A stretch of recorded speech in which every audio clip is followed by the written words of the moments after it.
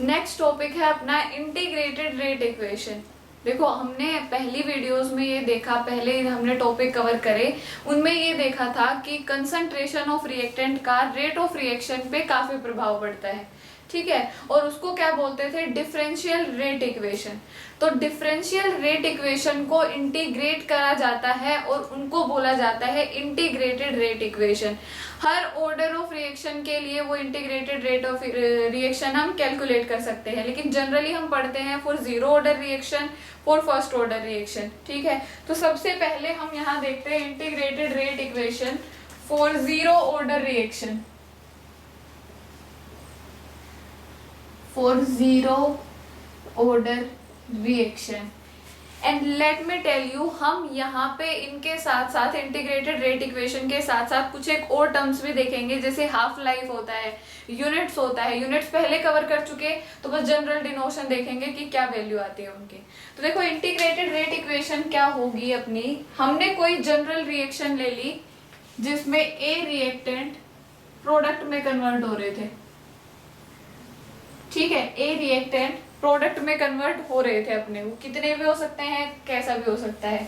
फिर हमने देखा, हमने अज्यूम करा कि इस रेट इक्वेशन को निकालने के लिए, इंटीग्रेटेड रेट इक्वेशन निकालने के लिए हम दो कंडीशन मानेंगे। पहली कंडीशन, जब अपनी रेट शुरू, अपना टाइम शुरू ही नहीं हुआ है, अपनी रिएक्शन शुरू ही नहीं हुई है, तब क्या डेरिवेशन निकलेगा, कब तब क्या वैल्यू निकलती है। और दूसरी कंडीशन हम लेंगे कि जैसे जैसे टाइम पास होता है, जैसे जैसे टाइम बीतेगा तो रिएक्शन प्रोसीड होगी, उस दौरान रेट इक्वेशन अपनी क्या आती है। तो देखो हमने स्टार्टिंग में लिया टाइम जीरो, कि ये वो टाइम पीरियड था जब रिएक्शन शुरू ही नहीं हुई, तो जितनी रिएक्टेंट की कंसंट्रेशन है उतनी ही कंसंट्रेशन रहेगी। हमने अज्यूम कर लिया कि यहाँ पे रिएक्टेंट की कंसंट्रेशन है ए, तो जब टाइम जीरो है दैट मीन्स प्रोडक्ट की फॉर्मेशन क्या है, जीरो है, तो प्रोडक्ट की कंसंट्रेशन क्या आ गई, जीरो आ गई। अब लेते हैं टाइम टी, ठीक है, कि कुछ टाइम पास हुआ, रिएक्शन फॉरवर्ड डायरेक्शन में प्रोसीड हुई, तो जैसे रिएक्शन फॉरवर्ड डायरेक्शन में प्रोसीड होगी, रिएक्टेंट का अमाउंट क्या होगा, कम होगा, और प्रोडक्ट का अमाउंट बढ़ता चला जाएगा। तो रिएक्टेंट का अमाउंट हमने अज्यूम कर लिया कि एक्स अमाउंट इसका डीकम्पोज होके और प्रोडक्ट की तरफ चला गया। ओवर स्टार्टिंग में कंसंट्रेशन थी रिएक्टेंट की ए, एक्स अमाउंट उसका डीकम्पोज होके प्रोडक्ट में बदल गया, तो इधर कितना बचा अपने पास, ए माइनस एक्स। और प्रोडक्ट का भी हिसाब देखा ही था सीधा सीधा कि प्रोडक्ट में एक्स डिकम्पोज होके गया है, एक्स प्रोडक्ट फॉर्म करे हैं। ये सिचुएशन हो गई क्लियर। अब देखो हम डिफरेंशियल रेट इक्वेशन के अकॉर्डिंग स्टेटमेंट लिखें, तो मैं ये लिख दूं, according to differential rate equation, rate of reaction directly proportional होता है change in concentration with change in time, यही होता था। तो चेंज इन कंसंट्रेशन, कंसंट्रेशन में कितना चेंज आया, एक्स चेंज आया, तो हमने शो कर दिया ये dx डिवाइड बाय क्या आ गया, चेंज इन टाइम, उसको क्या लिखेंगे, dt लिखेंगे। ये होती है अपनी इक्वेशन फर्स्ट। सेकेंड हम बात करते हैं रेट लॉ के अकॉर्डिंग। तो according to rate law, according to rate law, reaction का रेट डायरेक्टली प्रोपोर्शनल होता है concentration of reactant to some extent of power, ठीक है। और वो जो सम एक्सटेंट ऑफ पावर होता था वो क्या होगा, rate of reaction, sorry order of reaction होता था।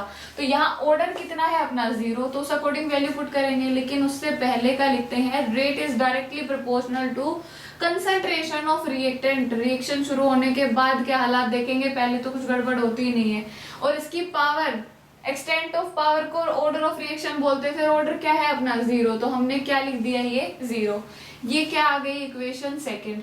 अब देखो अगर इक्वेशन फर्स्ट और इक्वेशन सेकंड को कंपेयर करें, from equation first and equation second, दो इक्वेशन है जिनकी लेफ्ट हैंड साइड बराबर है, तो ऑटोमेटिकली उनकी राइट हैंड साइड भी क्या आ जाएगी, बराबर आ जाएगी। इनको कैसे लिख दे, dx upon dt directly proportional to a minus X के पावर जीरो, ठीक है। प्रोपोर्शनलिटी के सिंबल को हटाते हैं, तो ये क्या आ गया, dx by dt is equals to k a minus X की पावर 0, किसी कंपोनेंट की पावर 0 तो वो क्या आ जाएगा, 1 आ जाएगा। तो ये क्या आ गई अपनी इक्वेशन इधर, dx by dt is equals to k। a minus X की पावर 0 थी तो ये तो 1 ही आ गया, तो वो क्या आ गया, dx minus dx upon dt is equals to k। हम dx को तो रख लेते हैं एक तरफ और dt को कर देते हैं एक तरफ, ये आ गया। अब करेंगे इसका इंटीग्रेशन, ऑन इंटीग्रेटिंग इसका इंटीग्रेशन करा dx का, k कांस्टेंट होता है बाहर ले लिया, यहाँ इंटीग्रेशन करा d1 का dt के रेस्पेक्ट में, तो 1 का इंटीग्रेशन dx के रेस्पेक्ट में ये क्या आता है, x होता है। 1 का इंटीग्रेशन dt के रेस्पेक्ट में तो वो क्या आ जाएगा, t आ जाएगा। और जब इंटीग्रेशन करते हैं तो एक इंटीग्रल कांस्टेंट ऐड करा जाता है, वो इंटीग्रल कांस्टेंट हमने c ऐड कर दिया यहाँ पे। अब देखो c कांस्टेंट है, इस कांस्टेंट की वैल्यू पे पुट कर लेते हैं एक बार कि कांस्टेंट की वैल्यू क्या है या कैसे ये वैल्यू चेंज होती है, कैसे कैसे ये वैल्यू पुट करी जाती है। तो उस ये भी अपनी एक तरीके से इंटीग्रेटेड रेट इक्वेशन ही है। अब मैं इस इक्वेशन में c की वैल्यू पुट करती हूँ, तो c की वैल्यू पुट करी जाती है जब हम इनिशियल कंडीशन देखें। इनिशियल कंडीशन अपनी क्या थी, for the value of c time था 0 और x क्या था 0, क्योंकि कुछ चेंज आया ही नहीं, तो t is equals to 0 and x is equals to 0। जब t 0 के बराबर रखा जाए और x 0 के बराबर रखा जाए तो c किसके बराबर आ गया, 0 के। तो हम यहाँ पे क्या बोल देंगे, c की वैल्यू क्या आ गई 0, और इस इक्वेशन में करते हैं पुट। इक्वेशन में पुट करते ही इक्वेशन आ गई ये इक्वेशन होती है integrated rate equation for zero order reaction. Zero order reaction के लिए इंटीग्रेटेड रेट इक्वेशन क्या आएगी, x इज इक्वल्स टू के टी। एक्स हमने देख लिया, k हमें पता है, t हमें पता है क्या होता है। अब देखो इसके साथ एक टर्म और ऐड होती है, और वो टर्म क्या ऐड होगी, हाफ लाइफ टाइम पीरियड। ठीक है, as its name resemble, half life time period क्या होगा, जिसपे कोई भी रिएक्शन आधी कंप्लीट हो जाए। तो मैं सीधी सी ये डेफिनेशन लिख देती हूँ, that it is that time period eight which half of a chemical reaction completed. वो टाइम पीरियड जिसपे कोई भी केमिकल रिएक्शन आधी कंप्लीट हो जाए, उस टाइम पीरियड को बोला जाता है हाफ लाइफ टाइम। अब कैसे हाफ लाइफ टाइम कैलकुलेट करेंगे, देखो जो अपनी इंटीग्रेटेड रेट इक्वेशन आती थी वहां आधी कंप्लीट हो चुकी, तो उसका मतलब सारी चीजें क्या हो जाएंगी, आधी हो जाएंगी एक्सेप्ट कांस्टेंट को छोड़ के। देखो x की वैल्यू है जो अपना डिकम्पोज हुआ था अमाउंट, अब उतना ही तो डिकम्पोज होगा जितना हमने यहाँ कंडीशन देखी, कितना होगा, आधा। तो हम यहाँ क्या लिख देंगे, x by 2 is equals to k constant है, कांस्टेंट का तो क्या आधा क्या पूरा, और टाइम की जगह क्या आ जाएगा, t हाफ, इसको t.05 भी ले सकते हो। हमें t हाफ की वैल्यू कैलकुलेट करनी थी, then what will be t half, ये k यहाँ मल्टीप्लाई में है, इधर आके किस में आ जाएगा, डिवाइड में, ये आ जाता है t half for zero order reaction. ठीक है, ये वैल्यू आती है t हाफ की फॉर जीरो ऑर्डर रिएक्शन। अब बात करते हैं यूनिट्स की, units of k for zero order reaction. k की यूनिट्स क्या होगी, हमने k की यूनिट देखी थी मोल पर लीटर, उसकी power 1 minus n time inverse. तो हम पावर के में जो n था उसकी जगह 0 रख देंगे, यूनिट आ जाएगी मोल पर लीटर टाइम इनवर्स। ये आ गई अपनी रेट कांस्टेंट की यूनिट, अपना half life time and integrated rate equation. अब देख लेते हैं एक ग्राफ देखेंगे रेट ऑफ रिएक्शन और कंसंट्रेशन के बीच में। अब देखते हैं ग्राफ कंसंट्रेशन और टाइम के बीच में फॉर जीरो ऑर्डर रिएक्शन। तो मैं यहाँ बना देती हूँ ग्राफ कंसंट्रेशन और टाइम पीरियड के बीच में। हमने ये ले लिया, एक एक्सिस की तरफ ले लिया कंसंट्रेशन और दूसरी एक्सिस की तरफ ले लिया टाइम। तो देखो ग्राफ बनता है अपना कुछ इस तरीके से, ठीक है, और यहाँ स्लोप आता है माइनस के। ये होता है graph for zero order reaction between concentration and time. अच्छा, एग्जांपल की अगर बात करें कि जीरो ऑर्डर रिएक्शन के एग्जांपल क्या होते हैं, तो जीरो ऑर्डर रिएक्शन का एग्जांपल होता है अमोनिया का decomposition on finally divided platinum. Example की अगर बात करें तो इधर एग्जांपल लिख देती हूं मैं, example of zero order reaction,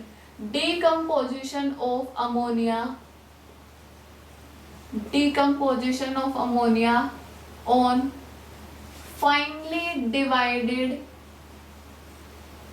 platinum। ठीक है, फाइनली डिवाइडेड प्लेटिनम पे जब अमोनिया का डिकम्पोजिशन कराते हैं तो वो एग्जाम्पल होता है जीरो ऑर्डर रिएक्शन का। इसके अलावा हम ये भी बोल सकते हैं कि गोल्ड पे हम हाइड्रोजन आयोडाइड का डिकम्पोजिशन कराएं, डिकम्पोजिशन ऑफ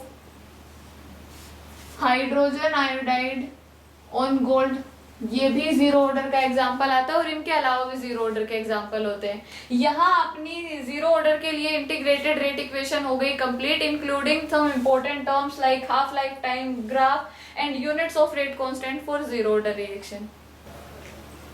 जीरो ऑर्डर के लिए इंटीग्रेटेड रेट इक्वेशन हमने देख ली। अब देखते हैं integrated rate equation for first order reaction, और काफी इंपॉर्टेंट है तो ध्यान से समझिएगा। देखो, सबसे पहले तो फर्स्ट ऑर्डर रिएक्शन का मतलब बता रहे हैं। फर्स्ट ऑर्डर रिएक्शन कौन सी रिएक्शन होंगी जिनमें रेट ऑफ रिएक्शन सिर्फ एक कंसंट्रेशन टर्म पे डिपेंड करता हो। When rate of reaction depends only on one concentration term, then that rate of reaction is known as, then that reaction is known as first order reaction. ठीक है, तो हमने एक रिएक्शन एज्यूम कर ली जैसे हमने जीरो ऑर्डर में करी थी, ए से और पी में। ए अपना रिएक्टेंट, पी अपना क्या आ गया, प्रोडक्ट। कि कोई भी रिएक्शन है जिसमें ए रिएक्टेंट प्रोडक्ट में कन्वर्ट हो रहे हैं, तो हम इसमें भी वही दो टर्म्स और कंडीशन लेंगे, हमें और इसके अलावा कुछ करना है नहीं। सबसे पहले हमने लिया टाइम जीरो, कि जब रिएक्शन प्रोसीड ही नहीं हुई थी, तो रिएक्शन प्रोसीड नहीं हुई थी उस टाइम पे जो कंसंट्रेशन थी दैट इज इनिशियल कंसंट्रेशन, वो इनिशियल कंसंट्रेशन हमने ले ली ए। जब रिएक्शन शुरू नहीं हुई, प्रोसीड नहीं हुई, तो प्रोडक्ट क्या बनेंगे, जीरो, तो हमने प्रोडक्ट की साइड लिख दिया जीरो। अब बात करते हैं जब रिएक्शन प्रोसीड हो गई कुछ टाइम इंटरवल के बाद, कुछ टाइम इंटरवल के बाद रिएक्टेंट डीकंपोज होके प्रोडक्ट में कन्वर्ट हो जाएंगे। और कितने रिएक्टेंट डीकंपोज होंगे, यहाँ से हमने अज्यूम कर लिया कि एक्स रिएक्टेंट डीकंपोज होके प्रोडक्ट में कन्वर्ट हो गए। तो अपना ये क्या बच गया, रिएक्टेंट की साइड बच गई कंसंट्रेशन ए माइनस एक्स, और प्रोडक्ट कितने फॉर्म हुए, एक्स। अब वही दोनों टर्म्स हम फिर दोबारा अप्लाई करेंगे जो हमने जीरो ऑर्डर में करी थी, जैसे कि according to rate differential equation, according to differential rate equation. Differential rate equation के अकॉर्डिंग क्या होता था, that rate of reaction is directly proportional to change in concentration with change in time. तो rate is directly proportional to change in concentration with respect to change in time. Change in concentration बोले तो dx और change in time का मतलब dt। लेकिन जब reactant की बात हो रही हो तो हम डिसअपीयरेंस और फॉर्मेशन वाले वर्ड देखते थे, तो रिएक्टेंट के केस में क्या आता था, नेगेटिव सिंबल। तो हमने क्या कर दिया, rate is directly proportional to minus dx upon dt। अब बात करते हैं रेट लॉ की। डिफरेंशियल देखा जाए और रेट लॉ को नहीं देखा जाए, ऐसा कैसे हो सकता है, तो according to rate law, rate is directly proportional to concentration of reactant to some extent of power। concentration of reactant का मतलब A minus X, और some extent of power means order of reaction, तो कितना power में जाएगा, 1, क्योंकि अपना order of reaction होता है यहाँ पे 1। ठीक है, ये इक्वेशन हमने ले ली फर्स्ट, ये इक्वेशन ले ली सेकंड। तो मैं यहाँ लिख दूं from equation first and second, minus dx upon dt directly proportional to a minus x to the power 1। कोई बुराई नहीं, क्योंकि दोनों की लेफ्ट हैंड साइड बराबर है तो राइट हैंड साइड भी क्या आ जाएगी, बराबर आ जाएगी। तो हमने कर दिया ये। ठीक है, प्रोपोर्शनलिटी के सिंबल को हटाएंगे, ये आ गया dx minus dt is equals to k a minus x। 1 को बार बार लिखने की क्या जरूरत है, कुछ नहीं। x वाले टर्म्स को एक तरफ कर लेते हैं और कांस्टेंट टर्म को एक तरफ कर देते हैं। ये आ गया minus D X upon A minus X is equals to K D T. ठीक, ऑन इंटीग्रेटिंग, इंटीग्रेट कर दें इसको। अब वो इक्वेशन का क्या हाल रहेगा, integration of 1 upon a minus x log natural a minus x. ये फॉर्मूला होता है, मैथ्स वालों को अच्छे से समझ आ जाएगा और बायो वालों को भी कोई प्रॉब्लम नहीं आएगी क्योंकि जस्ट अ फॉर्मूला, कोई कंसेप्ट या कोई लॉजिक इसमें नहीं है ऐसा। तो हमने लिख दिया फॉर्मूला अपना, प्रोसीड कर दिया, ln a minus X is equals to, इसको इंटीग्रेट करेंगे ऐसे, तो k1 का इंटीग्रेशन t के रिस्पेक्ट में, तो ये क्या आ गया kt और इंटीग्रेशन कांस्टेंट ऐड कर दिया c। अब इस इक्वेशन से अगर हम c की वैल्यू निकालें तो हमें क्या पुट करनी पड़ेगी, इनिशियल कंडीशंस। तो मैं यहां लिख देती हूं for value of c, time क्या लेंगे, इनिशियल कंडीशन पे क्या टाइम था 0 और चेंज इन कंसेंट्रेशन भी क्या था 0, तो इसका मतलब x की वैल्यू भी क्या थी 0 थी। जैसे ही ये दोनों कंडीशन इस इक्वेशन में पुट करेंगे तो x 0, टाइम क्या आ गया 0, c की वैल्यू क्या बच जाती है यहाँ से माइनस ln a। ठीक है, ये c की वैल्यू आ जाती है माइनस ln a। आपको अच्छे से समझ आ गया होगा, हमने कुछ नहीं किया, इस इक्वेशन में सिर्फ t की और x की वैल्यू पुट करी जो इनिशियल कंडीशंस पे ये शो करा रहे थे, जैसे कि टाइम 0 था और चेंज इन कंसंट्रेशन भी 0 था। तो अब देखो ये वैल्यू इस इक्वेशन में पुट करने पे क्या होता है, minus ln a minus X is equals to kt plus c, तो प्लस और इधर c में क्या है माइनस, तो इधर क्या आ जाएगा minus ln a। log natural को कर लेते हैं एक तरफ और कांस्टेंट को रख लेते हैं एक तरफ, तो ये log नेचुरल यहाँ माइनस में है, इधर आके किस में आ जाएगा प्लस में आ जाएगा। तो इसको कैसे लिख दें, ln a minus ln a minus X is equals to kt। ये इक्वेशन आ गई ना अपनी, ln a minus ln a minus X is equals to kt। अब देखो log का एक और भी फॉर्मूला होता है, that log m minus n is equals to log m plus n। इधर लिख देती हूं मैं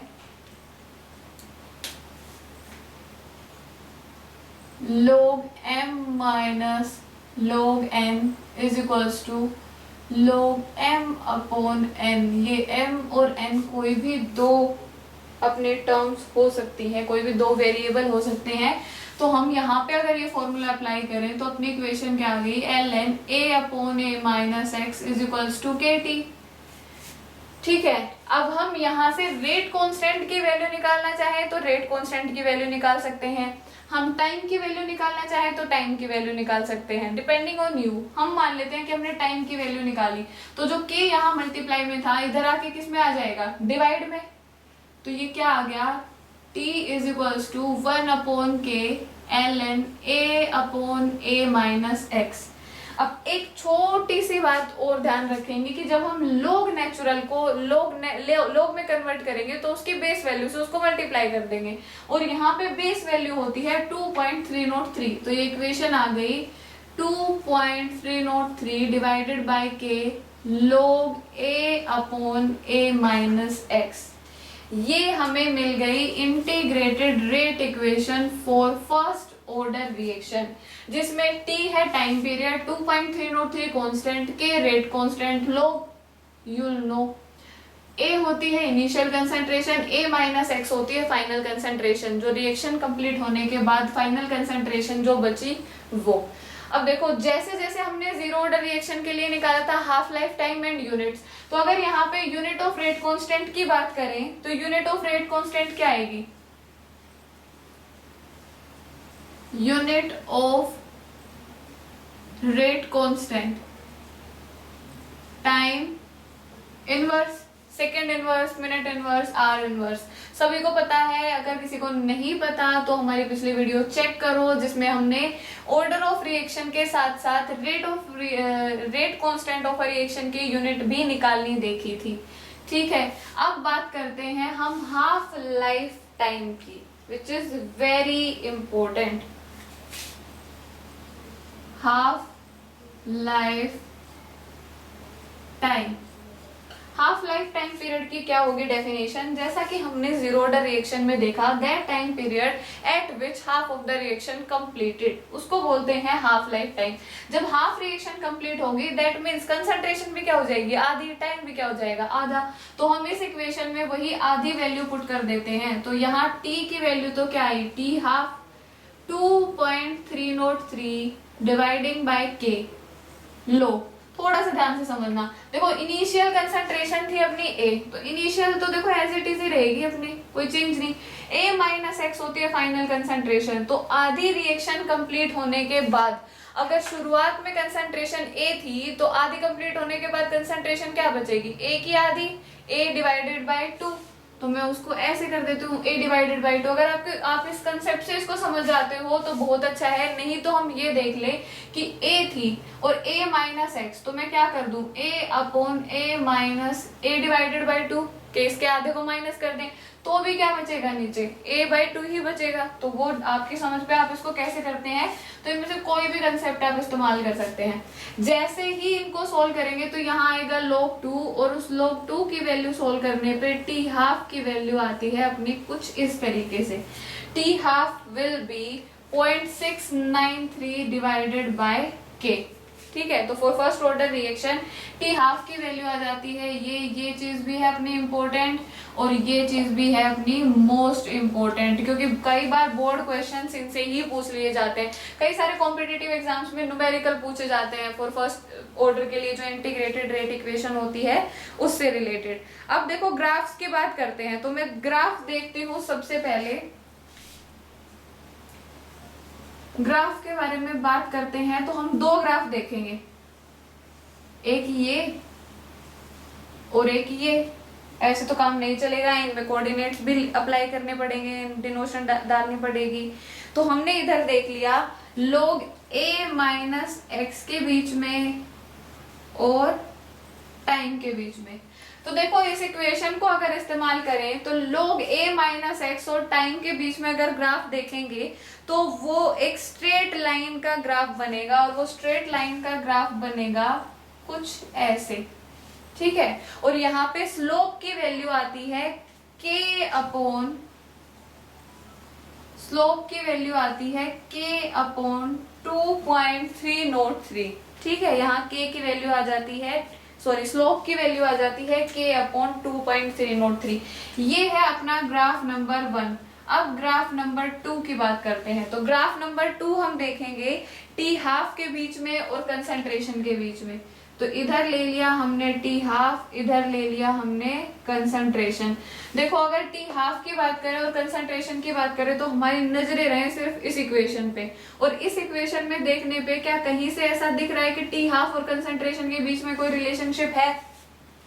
नहीं ना। तो इसका मतलब अपना ग्राफ क्या आ जाएगा, एक स्ट्रेट लाइन जिसपे कोई इफेक्ट नहीं पड़ेगा। तो ये दो ग्राफ हैं अपने, पहला ग्राफ कंसंट्रेशन, फाइनल कंसंट्रेशन और टाइम पीरियड के बीच में, दूसरा ग्राफ देखा हमने टी हाफ और कंसंट्रेशन के बीच में।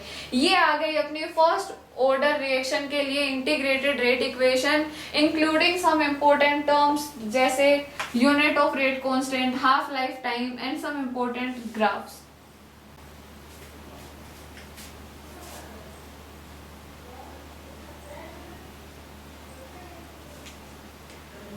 अब देखते हैं सूडो फर्स्ट ऑर्डर रिएक्शन के बारे में। तो क्या होती है सूडो फर्स्ट ऑर्डर रिएक्शन? ऐसी रिएक्शंस जो नेचुरली फर्स्ट ऑर्डर ना हो लेकिन हम उनको फर्स्ट ऑर्डर रिएक्शन बनाएं, या तो इंक्रीज इन कंसंट्रेशन करके या फिर डिक्रीज इन कंसंट्रेशन करके। Of any of the reactant, किसी एक रिएक्टेंट के कंसंट्रेशन में या तो करेंगे इंक्रीज या करेंगे डिक्रीज। उससे जब उनको फर्स्ट ऑर्डर बनाया जाए तो उस फर्स्ट ऑर्डर रिएक्शन को बोला जाता है सूडो फर्स्ट ऑर्डर रिएक्शन। वैसे फॉर योर काइंड इंफॉर्मेशन मैं ये बता दूं दैट सूडो वर्ड का ही मतलब क्या होता है, फेक, ठीक है, कि एक्चुअली वो होंगे नहीं फर्स्ट ऑर्डर रिएक्शन, वो may be they seems to be first order reaction but actually they are not first order reaction. कुछ ऐसा ही इनमें होता है सूडो फर्स्ट ऑर्डर रिएक्शन में। तो देखो सूडो फर्स्ट ऑर्डर रिएक्शन का एग्जांपल क्या होता है, जब भी हम एस्टर की हाइड्रोलाइसिस करते हैं तो अपने पास एसिटिक एसिड और इथेनॉल ये प्रोडक्ट फॉर्म हो जाते हैं। तो देखो होता क्या है एक्चुअली यहाँ पे कि जब हम कोई रिएक्शन प्रोसीड कराएंगे तो उस रिएक्शन में प्रोडक्ट का बनना अपने लिमिटिंग रिएजेंट पे डिपेंड करता है। ये हमने क्लास 11th में देखी है चीजें कि जब कोई रिएक्शन होगी तो उस प्रोडक्ट की फॉर्मेशन किस पे डिपेंड करेगी, लिमिटिंग रिएजेंट पे। कुछ ऐसा ही है जैसे मान लो अगर आपको आपके घर में चाय बनानी हो और आपके पास दूध है 1 कप और आपके पास चीनी है 500 ग्राम, तो वो डिपेंड किस पे करेगा कि कितनी चाय बनेगी, दूध पे डिपेंड करेगा ना, चीनी पे तो नहीं डिपेंड करता। तो ऐसा ही कुछ यहाँ होता है कि वहां भी उस दूध को क्या बोलेंगे, लिमिटिंग रिएजेंट की एक लिमिट है जो दूध तय कर रहा है कि देखो इतनी चाय बनेगी। तो ऐसा ही केस यहाँ पे है, यहाँ पे भी लिमिटिंग रिएजेंट तय करता है कि रिएक्शन किस स्पीड से होगी और प्रोडक्ट किस स्पीड से फॉर्म होगा। और यहाँ पे लिमिटिंग रिएजेंट होता है अपना एस्टर, ये क्या होगा, लिमिटिंग रिएजेंट। तो इसकी क्वांटिटी पे डिपेंड करेगा कि अपना प्रोडक्ट फॉर्मेशन कितनी स्पीड से होता है, कितना बनता है। तो मैं यहाँ ये भी लिख दूं that rate of reaction is equals to concentration किसकी, एक ही कंसंट्रेशन पे डिपेंड, एक ही रिएक्टेंट की कंसंट्रेशन पे डिपेंड करेगा, जैसे कि एस्टर की पे, और to it some extent of power, और पावर कितनी कर दी, 1 कर दी। देखो यहां से कितना आ रहा है, ऑर्डर ऑफ रिएक्शन अपना 1 आ रहा है, तो ऑर्डर ऑफ रिएक्शन तो आ गया यहाँ पे 1। लेकिन मोलिकुलैरिटी की अगर बात करें, तो मोलिकुलैरिटी कितनी आई, एक ये मोलिकुलैरिटी आ गई 2। तो हम ये भी बोल सकते हैं कई बार कि ऐसी रिएक्शन जिनमें मोलिकुलैरिटी 2 हो और ऑर्डर ऑफ रिएक्शन 1 हो, उनको भी सूडो फर्स्ट ऑर्डर रिएक्शन बोला जाता है। काफी सारी बुक्स में ये डेफिनेशन भी मिलेगी। तो ये सूडो फर्स्ट ऑर्डर का कंसेप्ट होता है कि अपना ये रीजन क्या कारण रहा यहाँ एस्टर पे डिपेंड करने का, क्योंकि ये क्या होता है, लिमिटिंग रिएजेंट। अपना जो प्रोडक्ट फॉर्म होगा that will only depend on limiting reagent.